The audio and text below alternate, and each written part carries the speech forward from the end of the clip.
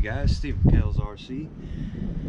Figure I'd give you a little different background during this time, but figure I'd show you, well first of all, Mountain Goat's done. If you don't know, Mountain Goat's my trx4 Sport, and I am finished with it. Figure I'd go over everything that I've done to it, and yeah, and I'll put the parts that I've used throughout in case you want to do the same thing. First and foremost, this is the Concepts Gozer. I always want to say Dozer, but this is the Gozer body. I think it was supposed to go on like a Losi LMT, but I figured this is perfect for what I want. So I mean, as you can see, it's very short in the back, dovetailed, or I guess that's dovetailed, and it's pinched in the front, and I have no problems with the tires clearing when it's articulating. There you go. But yeah, that's the body. We're just gonna toss it off to the side. Today, I figured I'd go and pick up the final piece of my build here, because it's been raining and it's just flooded everywhere, and I just don't feel like messing in the water. But today we got the Hobbywing Fusion 2-in-1 in the 1800 kV variety. I'm running the Ovonic 3S.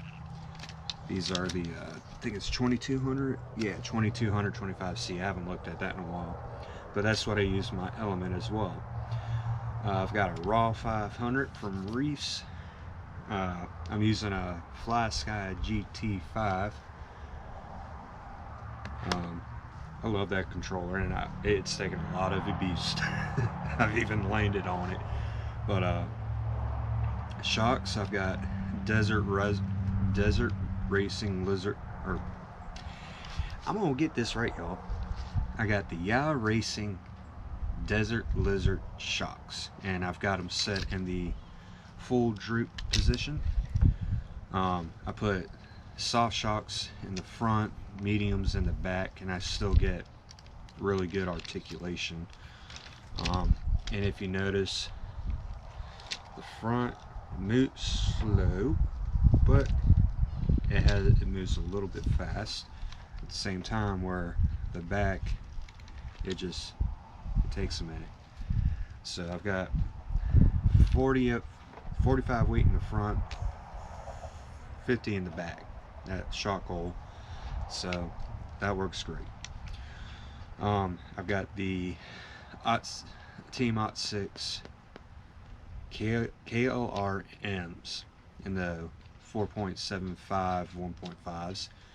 I did have blue dot halos up front, but or inside all of them, but it was just too stiff. Tires weren't conforming like I wanted. Now they conform a lot better, which I'm happy with that. I've also got SSD. I think these they're 8-hole wheels. I can't remember what they are exactly, but they're SSD wheels. I didn't realize when I got these that these were already offset a good bit, but you know, you don't know until you get them. And when I bought these, I also got 8mm hex adapters. So this has got a fairly wide stance for what it is. Love the combination I got going on. The other thing I did, forgot. You notice probably noticed I've got a different bumper. This is the Scalar Fab Rc Bumper. I've been reading some of their posts on Facebook. Pretty funny. Some of these folks need to read that these aren't for Jeep, like full-size Jeeps. But this is their comp style bumper. As you can tell, I kind of modified it a little bit. I wanted this to sit as flush as I could on the frame because it was sitting too far out. So I cut the back off here and then brought them in as close as I cut this screw right as close as I could for a better approach angle, because it was sitting probably about that far out, and that was too far for this body. So, and the last modification I did is I cut the back of the chassis off. In a previous video I mentioned that, and I know some of you are going, you lost your rigidity, or probably think that, but it's plenty stiff. And that's not the last thing I did, but I wanted to cut that off because it was just sticking too far out on the body, and it needed to come off anyway. But it does give me some great departure angle. The other two things I about forgot to mention is I've got the Bowhouse RC battery tray and the Bowhouse skid plate, and I'll tell you what, this thing, it's holding up good. Those are all of my modifications. If you notice, I ain't got no brass on this, and it performs great. No brass. Getting the skid plate and the battery tray, even though this is a let's get it out. Even though this is not a big battery tray, the stock one sat too high, and I knew I wanted to get that center of gravity down, so that's why I got this, and it actually made a huge difference.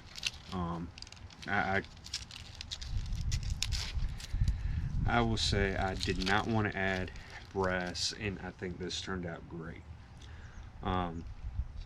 It climbs exceptionally well.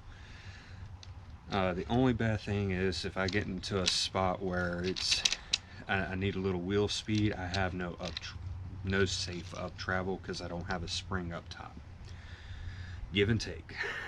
The only other thing I'm going to do to this, and it'll eventually come, I'll just have to figure out how I'm going to route it when I do it, is I'm going to probably, and it's a probably, I may not, it's up in the air, I may get a DSM recovery kit for this, and just, it's good to have that sometimes. So we're gonna do a little run video here on my rock course, and I'm also going to try to, well, I'm not going to try, I'm going to, because I've done it quite a few times, it's repeatable, where we're going to climb up this the only step I got on my back porch, and we're going to get if you haven't noticed, I got one of the measuring tape, and we're going to measure how tall it is, and we're going to climb it. Now I'm going to do it more than one time to show that it is repeatable. So like I said, I'm going to put everything that I've done to my trx4 in the description below. Hope y'all enjoyed the video. If you do, like, subscribe, and I'll catch y'all on the flip side. Alright y'all, here we go. Got the measuring tape out. Survey says it's about 6 inches on this step. Let's hit it.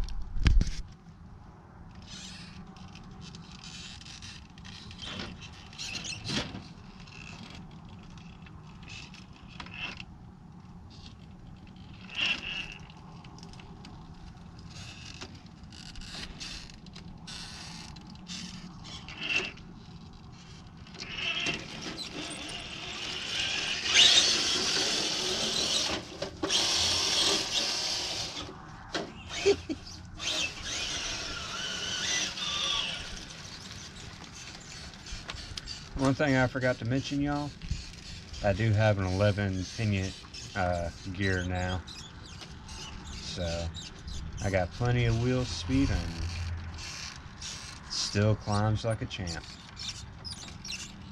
Can't wait to get this out tomorrow. Hopefully everything is calmed down, or not raging like a river.